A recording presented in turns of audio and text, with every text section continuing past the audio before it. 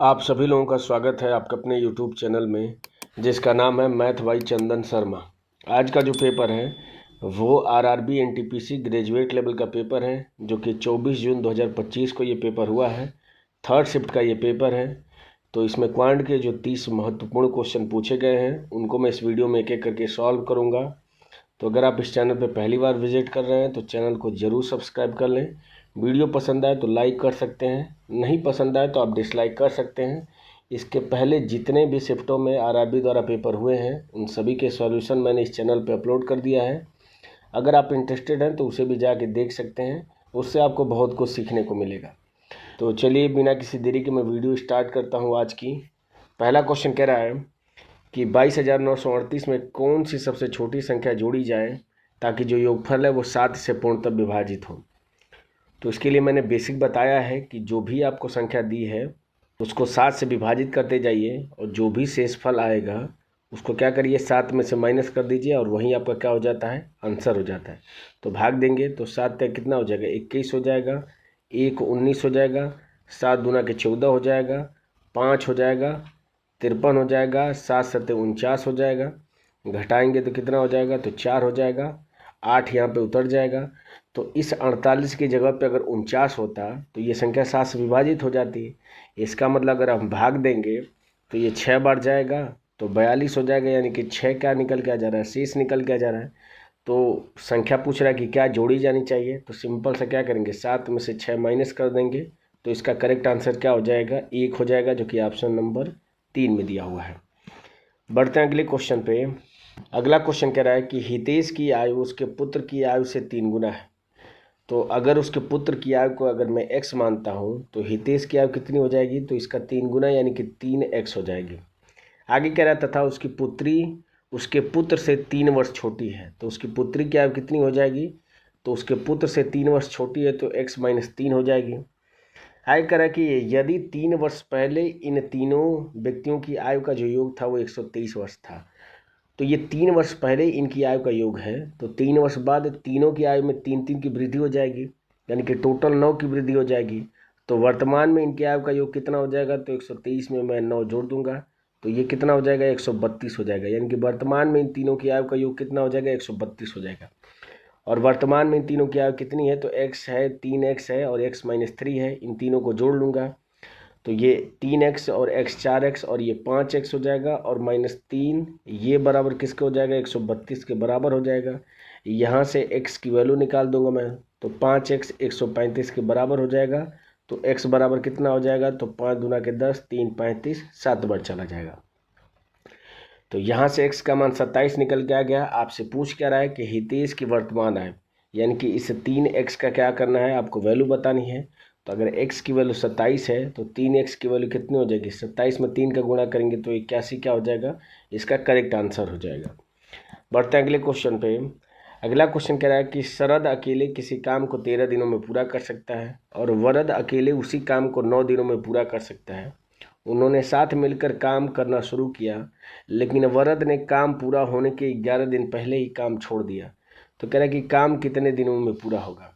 तो जैसा बोल रहा है क्वेश्चन मैं लिख देता हूँ कि शरद कितने दिन में कर दे रहा है, 13 दिन में, और वरद कितने दिन में कर दे रहा है, तो 9 दिन में। इन दोनों का एलसीएम क्या हो जाएगा, चूंकि 13 और 9 दोनों को प्राइम नंबर हैं तो इसका एलसीएम क्या हो जाएगा, सीधे इनका गुणनफल हो जाएगा। तो 13 से भाग करूँगा तो 9 बार जाएगा, 9 से भाग करूँगा तो 13 बार, यानी कि यहाँ से शरद की एफिशिएंसी 9 निकल के आ जाएगी और वरद की कितनी निकल के आ जाएगी, 13। अब जब कोई कार्य समाप्त होने से कुछ दिन पहले अगर छोड़ा जाता है तो उस कंडीशन में जितना कार्य वो छोड़ रहा है उतना कार्य हम टोटल कार्य में जोड़ देते हैं। तो ये 13 एफिशिएंसी से अगर ये 11 दिन तक कार्य करता तो कितना कार्य कर लेता, तो 13 में 11 का गुणा करेंगे तो 143 कार्य क्या कर लेता। तो इसे टोटल कार्य जो 13 × 9 है उसमें क्या करूँगा मैं, 13 × 11 को जोड़ लूँगा। तो टोटल कार्य अब कितना हो जाएगा, तो 13 × 9 और प्लस हो जाएगा 13 × 11 हो जाएगा। अब इस टोटल कार्य के कह रहा है कि दोनों लोगों से मिल के कराना है तो कितने दिन में होगा। तो दोनों की एक साथ एफिशिएंसी कितनी हो जाएगी, तो 13 में 9 जुड़ जाएगा। तो 13 में 9 जोड़ेंगे तो आंसर कितना हो जाएगा, तो 22 हो जाएगा। इस 22 एफिशिएंसी से इसको कराना है तो इसको हम करा लेते हैं। दोनों में 13 मुझे कॉमन दिख रहा है तो 13 लिख लूँगा और 11 में 9 जोड़ूंगा तो ये 20 हो जाएगा। डिवाइडेड बाई 22 हो जाएगा, भाग दूंगा 2 से तो 11 बार और ये 10 बार हो जाएगा। ऊपर 130 हो जाएगा, 130/11, इसका मतलब क्या हो जाएगा, तो 11 में 11 का गुणा करेंगे तो 121 हो जाएगा, यानी कि 11 सही 9/11 क्या हो जाएगा, टोटल नंबर ऑफ डेज हो जाएंगे, जो कि ऑप्शन नंबर किस में दिया हुआ है, 3 में दिया हुआ है। यही इसका करेक्ट आंसर हो जाएगा। बढ़ते हैं अगले क्वेश्चन पे। अगला क्वेश्चन कह रहा है कि एक किराना व्यापारी अपने माल पर लागत मूल्य से 70% अधिक मूल्य अंकित करता है। यानी कि अगर लागत मूल्य 100 है तो अंकित मूल्य कितना हो जाएगा, इससे 70% अधिक यानी कि 170 हो जाएगा। आगे कह रहा है कि और उसे x% की छूट देकर 53% का लाभ कमाता है तो x का मान कितना होगा। तो इस तरह के क्वेश्चन को मैंने बताया था कि आप जो सक्सेसिव डिस्काउंट वाला फार्मूला है उस पर भी रख देंगे तो आपका आंसर आ जाएगा, तो मैं उसी से बता देता हूँ। तो लाभ कितने का कमा रहा है, 53% का, ये बराबर किसके हो जाएगा, तो 70% अधिक मूल्य अंकित कर रहा है, x% की छूट दे रहा है तो 70 - x हो जाएगा, प्लस माइनस माइनस हो जाएगा, 70 में x का गुणा करेंगे तो 70x और डिवाइडेड बाई 100 हो जाएगा। तो 0 से 0 आपका कैंसिल हो जाएगा, 70 में से 53 घटाएंगे तो 17 हो जाएगा, और ये 17 बराबर किसके हो जाएगा, तो 10 और 7 17x और डिवाइडेड बाई 10 के बराबर हो जाएगा। यहाँ से 17 से 17 कैंसिल हो जाएगा तो x की वैल्यू क्या निकल के आ जाएगी, 10% निकल के आ जाएगी, जो कि ऑप्शन नंबर 4 में दिया हुआ है। बढ़ते हैं अगले क्वेश्चन पे। अगला क्वेश्चन कह रहा है कि एक आदमी को 18 घंटे में 387 किलोमीटर की दूरी तय करनी है। यदि वह इस दूरी का 2/3 निर्दिष्ट समय के 6/9 समय में तय करता है तो शेष दूरी को बचे हुए समय में तय करने के लिए उसकी चाल कितनी होनी चाहिए। तो चूंकि 2/3 जो दूरी है वो तय कर लिया है तो टोटल दूरी का 1/3 बचा होगा, तो टोटल दूरी 387 है, इसका 1/3 यानी कि कितनी दूरी बची होगी, तो इसको सिंप्लीफाई करूंगा मैं तो ये 1 हो जाएगा, 3 दूना के 6, 2 27, 3 9 27, यानी कि 129 किलोमीटर दूरी क्या है अभी बची हुई है। समय कितना लग गया है, तो 6/9 टोटल समय का लग गया है, तो बचा समय कितना होगा, तो 18 घंटे टोटल समय है, इसका 3/9 क्या होगा, बचा होगा। इसको सिंप्लीफाई करूंगा तो 9 दूना के 18, 3 दूना के 6, यानी कि 6 घंटा बचा होगा। तो 129 किलोमीटर दूरी तय करनी है, समय आपके पास 6 घंटा है, तो स्पीड क्या होनी चाहिए, तो स्पीड बराबर होता है डिस्टेंस अपॉन टाइम, यानी कि 129/6 हो जाएगा। इसको सिंप्लीफाई करूंगा तो 6 दूना के 12 हो जाएगा, 1 हो जाएगा, 3 0 30 हो जाएगा, 6 5 30, यानी कि 21.5 क्या होनी चाहिए, किलोमीटर प्रति घंटा में स्पीड होनी चाहिए, जो कि ऑप्शन नंबर 3 में दिया हुआ है। बढ़ते हैं अगले क्वेश्चन पे। अगला क्वेश्चन कह रहा है कि एक निर्माता अपने बिक्री मूल्य को उत्पादन लागत से 30% अधिक रखता है। तो अगर उसका उत्पादन लागत 100 है तो बिक्री मूल्य कितना हो जाएगा, तो उससे 30% अधिक यानी कि 130 रखता है। कह रहा है कि यदि उत्पादन लागत 30% बढ़ जाती है, यानी कि 100 से कितना बढ़ जाता है, तो 130 हो जाता है, और निर्माता अपनी बिक्री मूल्य 70% बढ़ा देता है, तो पहले 130 था, 70% बढ़ा देगा तो कितना हो जाएगा, तो 130 × 170 और डिवाइडेड बाई 100 हो जाएगा। तो कह रहा है कि उसका लाभ प्रतिशत कितना होगा, तो इसको सिंप्लीफाई कर लूँगा तो 17 × 13 क्या हो जाएगा, नया SP निकल के आ जाएगा, CP आपका 130 है, तो लाभ बराबर कितना हो जाएगा, तो 17 × 13 और माइनस 130 हो जाएगा, और डिवाइडेड बाई कितना हो जाएगा, तो 130 और इंटू कितना हो जाएगा, 100 हो जाएगा।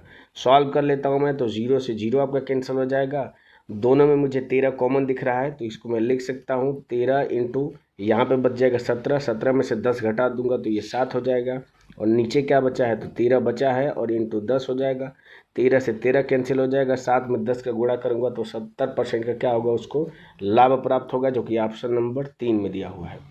बढ़ते हैं अगले क्वेश्चन पे।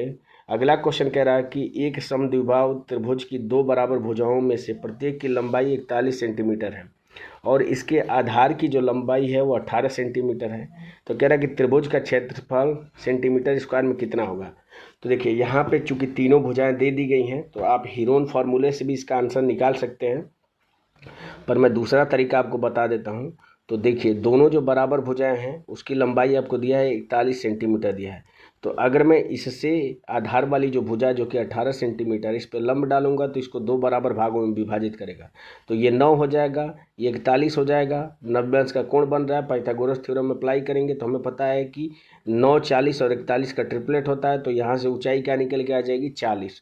तो आपको आधार मिल गया है और ऊंचाई आपने निकाल ली है, तो त्रिभुज का क्षेत्रफल कितना होता है, तो 1/2 बेस इंटू हाइट होता है। बेस है आपका 18, हाइट 40 निकल के आ गई है। सिंप्लीफाई करेंगे तो 2 से भाग देंगे 18 में तो 9 बार, 9 में 40 का गुणा करेंगे तो 9 चौको 36 यानी कि 360 सेंटीमीटर स्क्वायर क्या हो जाएगा, इसका क्षेत्रफल हो जाएगा। बढ़ते हैं अगले क्वेश्चन पे। अगला क्वेश्चन कह रहा है कि 2200 पर 5% वार्षिक दर से 2 वर्षों का साधारण ब्याज कितना होगा। तो राशि कितनी है, तो 2200 की राशि है, रेट है आपका 5% और समय कितना दिया है तो 2 वर्षों का, और डिवाइडेड बाई कितना हो जाएगा 100 हो जाएगा। 0 से 0 आपका कैंसिल हो जाएगा। 5 में 2 का गुणा करेंगे 10, 22 में 10 का गुणा करेंगे तो 220 रुपये क्या निकल के आ जाएगा, साधारण ब्याज निकल के आ जाएगा, जो कि ऑप्शन नंबर 1 में दिया हुआ है। बढ़ते हैं अगले क्वेश्चन पे। अगला क्वेश्चन कह रहा है कि निम्नलिखित आंकड़ों से माध्यिका कितनी होगी, ये आपको बतानी है। तो माध्यिका निकालने के लिए सबसे पहले आप संचयी बारंबारता निकालते हैं, जिसको कॉम्युलेटिव फ्रीक्वेंसी बोलते हैं। तो ये निकलती कैसे है, तो ये 11 है, इसको अगली वाली संख्या से जोड़ते जाइए। तो 11 में 16 जोड़ेंगे तो 27 हो जाएगा, 27 में 14 जोड़ेंगे तो 37 और 4 41 हो जाएगा, 41 में 29 जोड़ेंगे तो ये 50 और 20 70 हो जाएगा, 70 में 40 जोड़ेंगे तो 110 हो जाएगा, 110 में 21 जोड़ेंगे तो 131 हो जाएगा, और 131 में 17 जोड़ेंगे तो 148 हो जाएगा। तो यहाँ से n की वैल्यू क्या निकल के आ गई, 148 निकल के आ जाएगी। तो n/2 अगर हम निकालेंगे तो इसका आधा करेंगे तो 2 7 14 और 2 चौको 8 यानी कि 74 निकल के आ गई।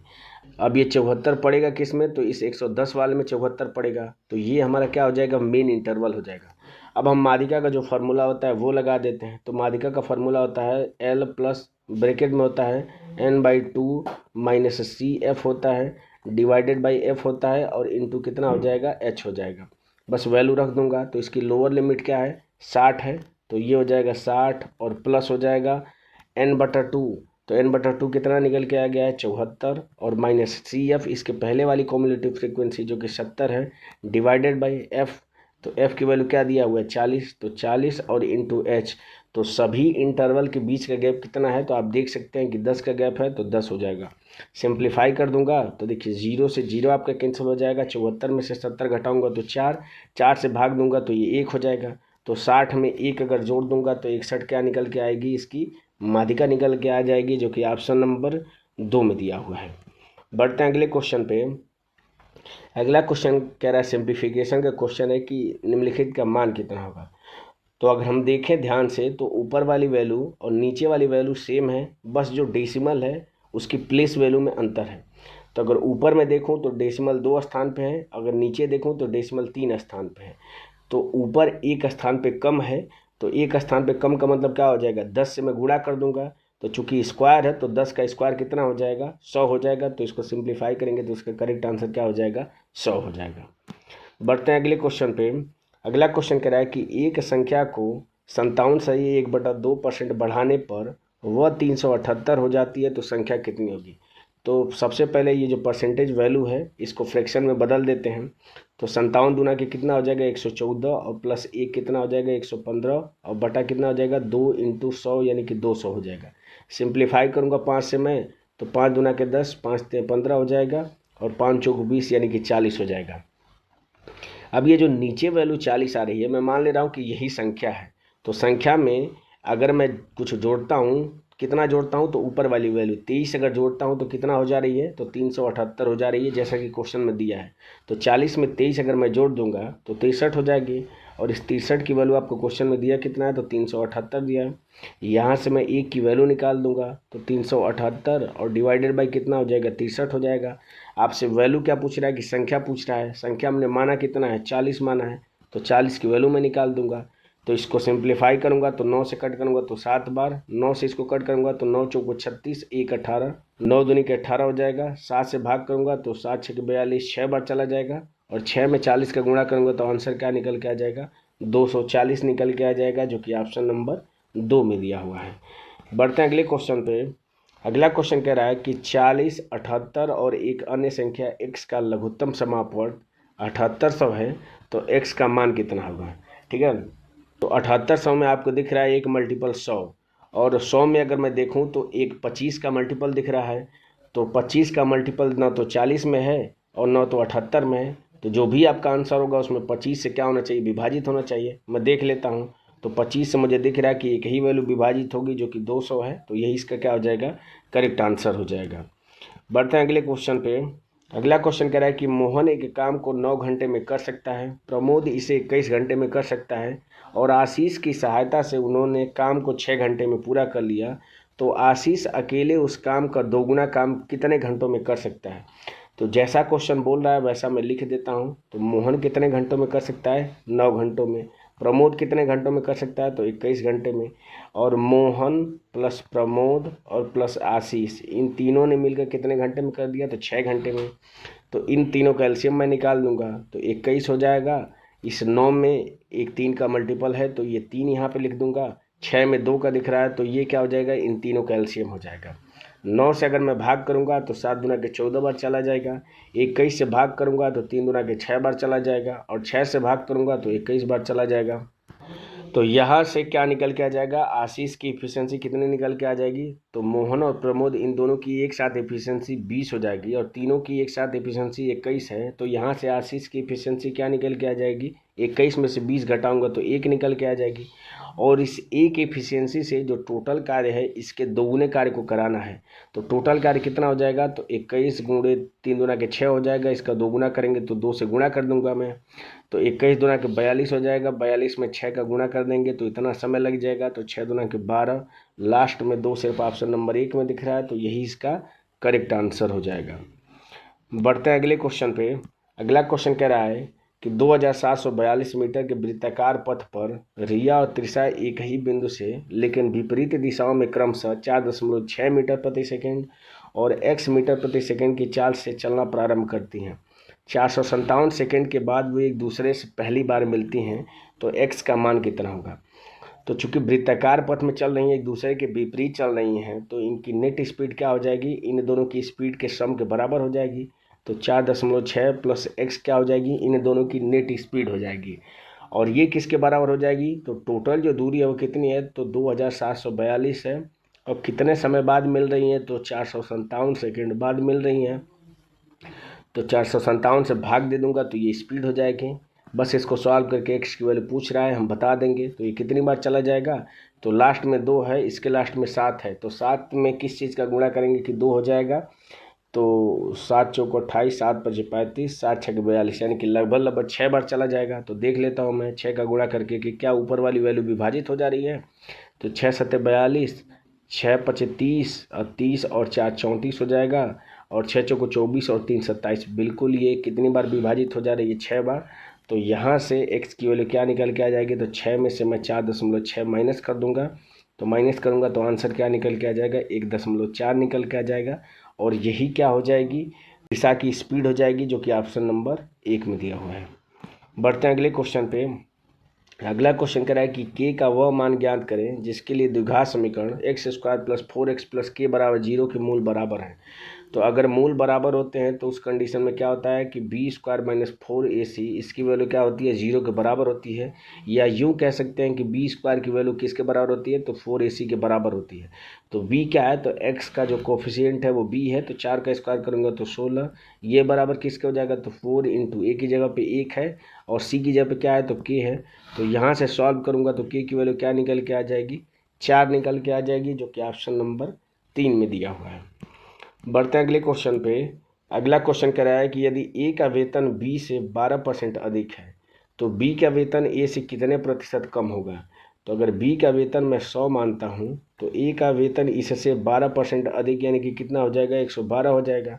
आगे कह रहा है कि बी का वेतन ए से कितना कम है, तो 12 कम दिख रहा है, कह रहा है कि ए से, तो नीचे क्या हो जाएगा, 112 हो जाएगा। परसेंटेज में पूछ रहा है तो 100 से गुणा कर दूंगा मैं। तो देखिए अगर 112 का मैं 10% निकालता हूँ तो ये कितना हो जाएगा, 11.2 हो जाएगा। तो ये किसकी वैल्यू हो जाएगी, 10% की वैल्यू हो जाएगी। 1% की वैल्यू निकाल दूंगा तो ये हो जाएगा 1.12 हो जाएगा। दोनों को जोड़ूंगा मैं तो 12.32 क्या हो जाएगा, ये 11% की वैल्यू हो जाएगी। और अगर ऊपर वाली वैल्यू देखूँ तो ये 12 है, यानी 11% अगर मैं निकालता हूँ तो ये 12 से अधिक हो जा रहा है, यानी कि 10 और 11 के बीच में वैल्यू होगी। और 10 और 11 के बीच में एक ही ऑप्शन दिया है, 10.71%, तो यही इसका करेक्ट आंसर हो जाएगा। बढ़ते हैं अगले क्वेश्चन पे। अगला क्वेश्चन कह रहा है कि राज ने लगातार 6 दिनों की यात्रा की जिसमें से 1200, 1300, 1400, 1100, 1300 और 1200 खर्च किए। इन 6 दिनों में उसका औसत दैनिक खर्च कितना था ये आपको बताना है। तो अगर ये सभी वैल्यू को मैं देखता हूँ तो सभी वैल्यू 1200 के करीब है, तो मैं मान ले रहा हूँ कि इन सब का औसत कितना है, 1200 है। ये मैंने माना है। तो देखिए ये 1200 है, इसमें कोई अधिक नहीं है। 1300 कितना अधिक है इससे, तो 100 अधिक है, तो 100 लिख लेता हूँ। 1400 कितना अधिक है, तो 200 अधिक है, तो 200 लिख लेता हूँ। 1100 कितना कम है, तो 100 कम है, तो 100 लिख लेता हूँ। 1300 कितना अधिक है, तो 100 अधिक है, तो ये 100 लिख लेता हूँ। और 1200 तो कोई चेंज नहीं है, तो मैं देख ले रहा हूँ नेट चेंज कितने का आ रहा है। तो ये 100 प्लस माइनस कैंसिल हो जाएगा। 100 में 200 जोड़ूंगा तो 300 एक्स्ट्रा हमें मिल रहा है। इसको कितने लोगों में बांट दूंगा, तो 6 दिनों में। तो 6 से भाग कर दूंगा तो प्रतिदिन कितना खर्च बढ़ जाएगा, तो 50 रुपया और बढ़ जाएगा। तो जो हमने औसत 1200 माना था वो 1200 ना हो कि उससे 50 अधिक हो जाएगा, यानी कि जो करेक्ट औसत हो जाएगा वो 1250 हो जाएगा, जो कि ऑप्शन नंबर 4 में दिया हुआ है। बढ़ते हैं अगले क्वेश्चन पे। अगला क्वेश्चन कह रहा है कि तेजस द्वारा वार्षिक रूप से संयोजित होने वाली चक्रवृद्धि ब्याज पर निवेश की गई राशि 11 वर्षों में दोगुनी हो जाती है। तो कह रहा है कितने वर्षों में यह स्वयं की 4 गुनी हो जाएगी। तो चक्रवृद्धि ब्याज में जो पैसा बढ़ता है वो हमेशा जीपी में बढ़ता है, यानी कि गुणोत्तर श्रेणी में हमेशा बढ़ता है। तो कह रहा है कि 1 से 2 हो जा रहा है कितने वर्षों में, तो 11 वर्षों में। तो कह रहा है कि 4 गुना आपसे पूछ रहा है, तो अगले 11 वर्षों में इस 2 का 2 गुना हो जाएगा, यानी कि 4 हो जाएगा। तो यही आपसे पूछ रहा है कि 1 से 4 होने में कितना समय लगेगा। तो 11 समय यहाँ पे लग रहा है, 11 समय यहाँ पे, तो टोटल क्या लग जाएगा, 22 वर्ष लग जाएगा, जो कि ऑप्शन नंबर 4 में दिया हुआ है। बढ़ते हैं अगले क्वेश्चन पे। अगला क्वेश्चन कह रहा है कि एक समबहुभुज के अंतःकोण और बाह्य कोणों के बीच का अंतर कितना है, तो 140 अंश है। तो कह रहा है कि बहुभुज के भुजाओं की संख्या कितनी होगी। तो हमें पता है कि अंतःकोण और बाह्य कोण बहुभुज के उन दोनों का योग किसके बराबर होता है, तो उन दोनों का योग 180 अंश के बराबर होता है।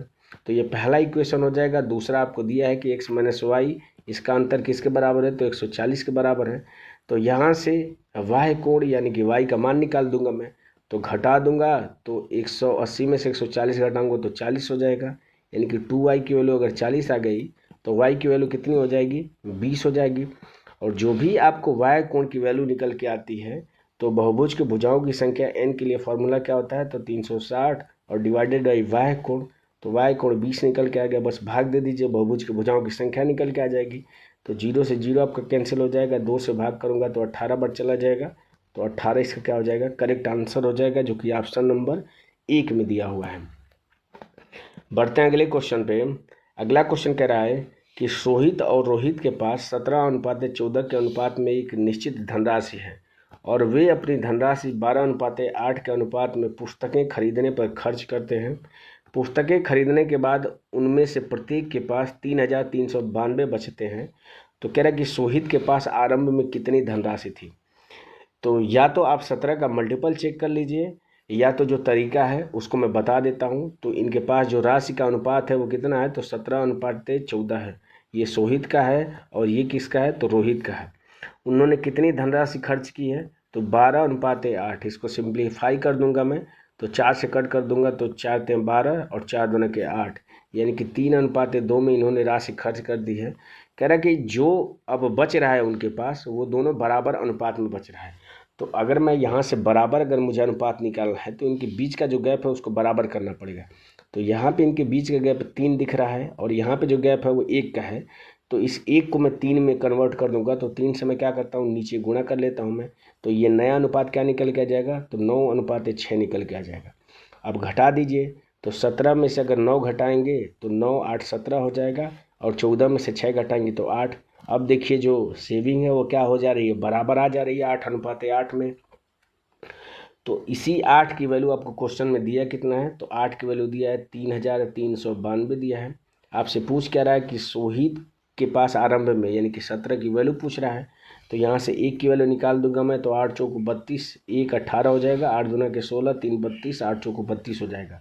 तो 1 की वैल्यू अगर 424 आ गई तो 17 की वैल्यू कितनी हो जाएगी, 17 × 424 हो जाएगी। गुणा कर लूँगा मैं, तो 17 चौको 68 यानी कि 6 हो जाएगी, 17 दूना के 34 और 6 कितना हो जाएगा, 40 हो जाएगा। लास्ट में आपको 0 और 8 सिर्फ ऑप्शन नंबर 1 में दिख रहा है, तो मैं आगे गुणा करने नहीं जाऊंगा। यही मेरा क्या हो जाएगा, करेक्ट आंसर हो जाएगा। हमेशा मैं आपको बताता हूँ कि क्वेश्चन सॉल्व करते समय ऑप्शन पे ज़रूर एक बार नज़र देख लीजिए, इससे आपका कुछ समय बच जाएगा। बढ़ते हैं अगले क्वेश्चन पे। अगला क्वेश्चन कह रहा है कि एक दुकानदार किसी वस्तु का अंकित मूल्य उसके क्रय मूल्य से 50% अधिक तय करता है। 8% का लाभ अर्जित करने के लिए अंकित मूल्य पर कितने प्रतिशत की छूट देनी चाहिए। तो सक्सेसिव डिस्काउंट वाले फार्मूले पे लगा दीजिए। तो लाभ कितने का हो रहा है, तो 8 का लाभ हो रहा है। कितना अधिक मूल्य अंकित किया है, तो 50। छूट आपसे पूछ रहा है तो मैं मान ले रहा हूँ कि एक्स की छूट दे रहा है। प्लस माइनस की गुणा करूँगा तो माइनस हो जाएगा, 50 इंटू एक्स और डिवाइडेड बाई 100 हो जाएगा। इसको सिंप्लीफाई करूँगा तो 50 में से 8 में घटाऊँगा तो ये 42 हो जाएगा। ये बराबर किसके हो जाएगा, तो भाग दूंगा तो ये 2 बार चला जाएगा। तो 2 का में 2 और 1 कितना हो जाएगा, तो 3x और डिवाइडेड बाई 2 हो जाएगा। इसको सिंप्लीफाई करूँगा मैं तो 14 3 42 हो जाएगा और इस 14 का 2 में गुणा हो जाएगा तो x की वैल्यू क्या यहाँ से निकल के आ जाएगी, 28% निकल के आ जाएगी, जो कि ऑप्शन नंबर 1 में दिया हुआ है। पढ़ते हैं अगले क्वेश्चन पे। अगला क्वेश्चन कह रहा है कि यदि m बराबर a cos क्यूब बीटा और n बराबर b sin क्यूब बीटा है तो आपसे इसका मान पूछ रहा है। ठीक है, तो अगर m की वैल्यू उठा कर अगर मैं ये रख देता हूँ इसमें, तो सिर्फ इसको पहले बता रहा हूँ, इसकी वैल्यू एज इट इज़ लिख दूंगा मैं। तो a से a आपका कैंसिल हो जाएगा और ये जो 3 है इससे ये क्यूब कैंसिल हो जाएगा, तो कॉस स्क्वायर बीटा यहाँ पे बचेगा, तो लिख देता हूँ मैं। इसी तरह जब इसको करूँगा मैं तो यहाँ पे साइन स्क्वायर बीटा बच जाएगा। और हमें पता है कि sine square theta plus cos square theta इसकी वैल्यू किसके बराबर होती है, 1 के बराबर होती है। तो यहाँ से इसका मान कितना निकल के आ जाएगा, 1, जो कि ऑप्शन नंबर 2 में दिया हुआ है। बढ़ते हैं अगले क्वेश्चन पे।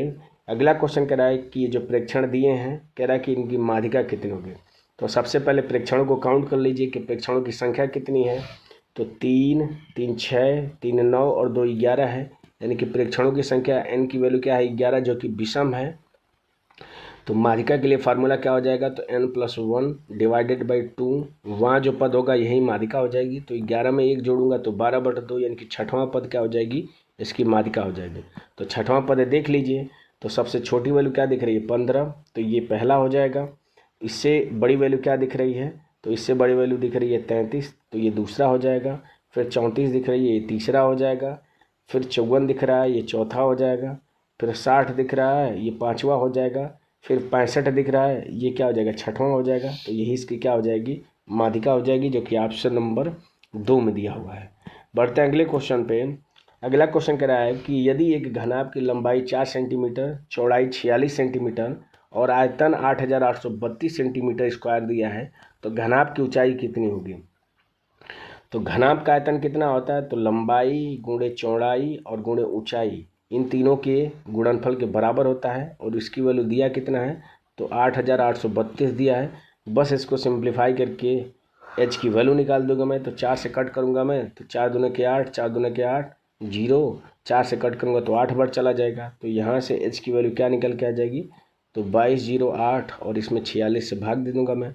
तो 2 से कट कर लेता हूँ तो 1 1 0 4 हो जाएगा। 2 से कट करूँगा तो 23 बार चला जाएगा। अब भाग दे देता हूँ मैं, तो 23 में 4 का गुणा करूँगा तो 92 हो जाएगा, यानी कि 4 बार तो चला जाएगा। तो 92, 8 इधर 10 इधर, यानी कि 184 हो जाएगा। तो 184 कितने बार चला जाएगा, तो लास्ट में आपको 4 आ रहा है, तो 8 में 3 का गुणा करूँगा 8 बार चला जाएगा। तो इस हिसाब से h की वैल्यू क्या निकल के आ जाएगी, 48 निकल के आ जाएगी, जो कि ऑप्शन नंबर किस में दिया हुआ है, 1 में दिया हुआ है। यही इसका करेक्ट आंसर हो जाएगा।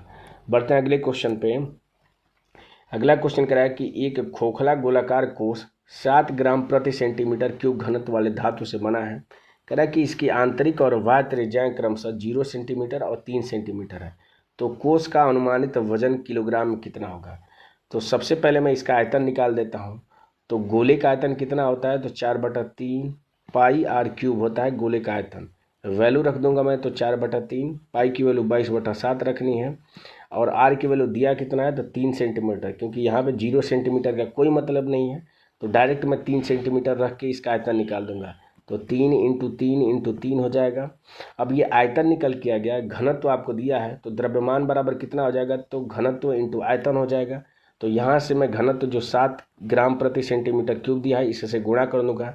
तो चूंकि आंसर आपका सेंटीमीटर में दिया है और पूछ रहा है आपसे किलोग्राम में, तो किलोग्राम करने के लिए मैं क्या करूँगा, 1000 से भाग कर दूंगा मैं, तो 1000 से भाग कर दूंगा तो यही हमारा आंसर हो जाएगा। तो सिंप्लीफाई करूँगा तो 7 तिया 21, 7 तिया 21 हो जाएगा, 3 तिया 9, 9 चौको 36, 36 दूना के 72 हो जाएगा। 72 में 11 का गुणा कर लूँगा मैं, तो 72 में 11 गुणा करूँगा तो ये 2 हो जाएगा, 7 2 9 और ये 7 हो जाएगा। 1000 से भाग करूँगा तो 3 स्थान पर दशमलव हो जाएगा, तो 0.792 इसका करेक्ट आंसर किलोग्राम में हो जाएगा, जो कि ऑप्शन नंबर 2 में दिया हुआ है। बढ़ते हैं अगले क्वेश्चन पे। अगला क्वेश्चन कह रहा है कि निम्नलिखित के बीच का मध्यानुपाती कितना होगा, ये आपको बतानी है। तो मध्यानुपाती का मतलब क्या होता है कि इन दोनों का प्रोडक्ट करके उनका रूट निकाल दीजिए, वही मध्यानुपाती होता है। तो अगर ऑप्शन पे एक नज़र डालूं तो ऑप्शन में सारी वैल्यू क्या है, पूर्णांक में दिया है। इसका मतलब रूट वाली वैल्यू से कोई मतलब नहीं है, तो मैं रूट वाली वैल्यू निकालूंगा भी नहीं। तो यहाँ पे रूट कर दूंगा मैं, 9 में 18 का गुणा करूँगा तो ये कितना हो जाएगा, 18 × 9 हो जाएगा, और इसका इसमें गुणा कर दूंगा क्योंकि यहाँ से रूट हट जाएगा। तो 6 में 3 का गुणा करूंगा तो ये हो जाएगा 18 हो जाएगा माइनस का, और √7 में √7 का गुणा करूंगा तो 7 हो जाएगा। तो दोनों में 18 कॉमन दिख रहा है, तो दोनों में से मैं क्या ले लेता हूँ, 18 कॉमन ले लेता हूँ, और यहाँ पे बचेगा आपका 9 और यहाँ पे बचेगा 7, घटा देंगे तो ये 2 हो जाएगा। 18 दूना के 36, इसका रूट लेंगे तो इसका करेक्ट आंसर क्या हो जाएगा, 6 हो जाएगा, जो कि ऑप्शन नंबर 3 में दिया हुआ है। बढ़ते हैं अगले क्वेश्चन पे। अगला क्वेश्चन कह रहा है, सिंप्लीफिकेशन का क्वेश्चन फिर से आ गया कि जेड का मान कितना होगा। तो सिंप्लीफाई कर लीजिए। तो सबसे पहले डिवाइड को सॉल्व करते हैं। तो यहाँ से मैं सॉल्व करूँगा तो 18 चौको 72 हो जाएगा, यानी कि 4 × 3 का स्क्वायर 9 हो जाएगा, माइनस हो जाएगा 21 × 12 हो जाएगा, 12 में 3 से भाग करूँगा तो ये 4 हो जाएगा, और प्लस कितना हो जाएगा, 12 हो जाएगा। इसको सिंप्लीफाई कर लेता हूँ मैं। तो देखिए 4 × 9 यहाँ पे है और 21 × 4 यहाँ पे है, तो दोनों को में से मुझे 4 कॉमन दिख रहा है, तो 4 को मैं बाहर ले लूँगा, तो 21 में से 9 अगर मैं घटाऊँगा तो 12 हो जाएगा, तो 4 × 12 हो जाएगा, माइनस की वैल्यू बड़ी है तो माइनस हो जाएगा, और प्लस कितना हो जाएगा, 12 हो जाएगा। अब दोनों में से मुझे 12 कॉमन दिख रहा है, तो 12 कॉमन लूँगा तो यहाँ पे बचेगा -4 बचेगा, और यहाँ पे 1 बचेगा, घट जाएगा तो -3 हो जाएगा। 12 में -3 से गुणा करूँगा तो आंसर क्या हो जाएगा, -36 हो जाएगा, जो कि ऑप्शन नंबर 3 में दिया हुआ है। आप इस क्वेश्चन को एक और तरीके से कर सकते थे, बिना पेन उठाए भी कर सकते थे। आप देख रहे हैं कि 72 आपका 3 से कट जाएगा, 18 भी 3 से कट जाएगा, ये भी 3 से कटेगा, 21 भी 3 से, 12 भी 3 से, 3 भी 3 से और 12 भी 3 से, यानी कि सारी वैल्यू 3 से डिविजिबल है। इसका मतलब जेड का जो भी आंसर होगा वो 3 से डिविजिबल होना चाहिए। 44 आपका 3 से नहीं कटेगा, 31 भी नहीं कटेगा, 28 भी नहीं कटेगा, तो इस हिसाब से भी आपका आंसर 36 होगा माइनस का। बढ़ते हैं अगले क्वेश्चन पे। अगला क्वेश्चन कह रहा है कि यदि x² + y² - 10x + 26y + 194 बराबर 0, तो x² + y² का मान। तो पिछले 3 शिफ्टों में इस तरह के क्वेश्चन बार बार पूछ रहा है, तो इसकी डायरेक्ट वैल्यू क्या हो जाएगी, ये जो आपका कांस्टेंट वैल्यू है यही इसका आंसर हो जाएगा, तो 194 क्या हो जाएगा, इसका करेक्ट आंसर हो जाएगा। कन्फर्मेशन के लिए आप क्या करेंगे, इस 10 का आधा यानी कि 5 का स्क्वायर कर दीजिए तो 25 हो जाएगा, इसका आधा करेंगे तो 13, 13 का स्क्वायर हो जाएगा 169 हो जाएगा। दोनों को जोड़ने पर अगर इस 194 के बराबर हो जा रहा है तो यही आंसर होगा। तो 9 5 14 को 4 हो जाएगा, 6 2 8 और 1 9 हो जाएगा, और ये 1 हो जाएगा, यानी कि 194 इसका करेक्ट आंसर आएगा। आप सॉल्व करके देख लीजिए, पिछले वाली वीडियो में मैं इसका कॉन्सेप्ट बता चुका हूँ। बढ़ते हैं अगले क्वेश्चन पे। अगला क्वेश्चन कह रहा है कि यदि ए जो है वो बी के अनुकमानुपाती है, इसका मतलब क्या हो जाएगा कि बी जो है वो ए के क्या है, अनुकमानुपाती है। तो कह रहा है कि अगर बी की वैल्यू अगर 51 है तो ए की वैल्यू 210 है। तो कह रहा है कि यदि बी की वैल्यू 136 है तो ए की वैल्यू कितनी होगी। तो इसका मतलब क्या हो जाएगा कि B1/B2 ये बराबर किसके हो जाएगा, तो A1/A2 के बराबर हो जाएगा। बस वैल्यू रख के आंसर निकाल दीजिए। तो बी की वैल्यू अगर 51 है तो ए की वैल्यू कितनी हो जा रही है, 210 हो जा रही है। अब B2 की वैल्यू अगर 136 है तो इस A2 की वैल्यू आपसे पूछ रहा है, तो सिंप्लीफाई कर दूंगा मैं। तो A2 बराबर कितना हो जाएगा, तो 210 × 136 हो जाएगा और डिवाइडेड बाई 51 हो जाएगा। तो सिंप्लीफाई कर लूँगा तो 17 × 51 हो जाएगा, 17 × 8 136 होता है, 3 से भाग करूँगा तो 7 × 21 70 हो जाएगा। तो 70 में 8 का गुणा करूँगा तो 8 7 56, यानी कि 560 क्या हो जाएगा, इसका करेक्ट आंसर हो जाएगा। बढ़ते हैं अगले क्वेश्चन पे, और ये इस वीडियो का लास्ट क्वेश्चन है। क्वेश्चन कह रहा है कि 50 लड़कों की एक कक्षा में 15 लड़कों की जो औसत लंबाई है वो कितना है, तो वो 160 है। तो लिख लेता हूँ मैं, आगे कह रहा है कि शेष लड़कों की औसत लंबाई, तो टोटल 50 लड़के हैं, 15 यहाँ पे हो गया तो बचेगा कितना, 35 बचेगा। इनकी औसत लंबाई कितना है, तो 168 है। तो कह रहा है कि कक्षा के सभी लड़कों की औसत लंबाई कितनी होगी। तो मैं आपको बता चुका हूँ कि औसत निकालने के लिए एग्जैक्ट वैल्यू की ज़रूरत नहीं पड़ती है, तो इसको और सिंप्लीफाई कर लूँगा मैं, तो 5 से 15 हो जाएगा, 5 से 35 हो जाएगा। अब मैं मान ले रहा हूँ कि इनकी क्या है औसत लंबाई, वेटेज एवरेज का फार्मूला लगा देता हूँ कि मैं मान ले रहा हूँ कि इनकी औसत लंबाई क्या है, 160 है। तो यहाँ पे तो कोई चेंज नहीं हो रहा है। यहाँ पे कितना अधिक है 160 से, तो 8 अधिक है। तो कितने पे अधिक है, 7 लोगों पे, तो कितना अधिक हो जाएगा, तो 8 7 56 अधिक हो जाएगा। इस 56 को कितने लोगों में बांट दूंगा मैं, तो 7 3 10 लोगों में बांट दूंगा। तो प्रति व्यक्ति कितना बढ़ जाएगा, तो 10 से भाग करूंगा तो 5.6 प्रति व्यक्ति बढ़ जाएगा। तो जो हमने औसत 160 माना था वो 160 ना हो कि इससे 5.6 अधिक होगा। तो 160 में 5.6 जोड़ देंगे तो आंसर क्या हो जाएगा, 165.6 इसका करेक्ट आंसर हो जाएगा, जो कि ऑप्शन नंबर 1 में दिया हुआ है। तो इस तरीके से आरआरबी एनटीपीसी ग्रेजुएट लेवल का जो पेपर हुआ था 24 जून 2025 को थर्ड शिफ्ट में, उसमें क्वांट के जो 30 महत्वपूर्ण क्वेश्चन पूछे गए थे उनको मैं इस वीडियो में एक एक करके सॉल्व करा दिया है। मुझे उम्मीद है कि वीडियो आपको अच्छी लगी होगी, इन्फॉर्मेटिव लगी होगी। अगर वीडियो पसंद आए तो लाइक ज़रूर करें। अगर आप इस चैनल पर पहली बार विजिट कर रहे हैं तो चैनल को ज़रूर सब्सक्राइब कर लें। वीडियो में अंत तक बने रहने के लिए आपका धन्यवाद। मिलते हैं आपसे अगले पेपर में या अगले टॉपिक के साथ, तब तक के लिए जय हिंद और बाय।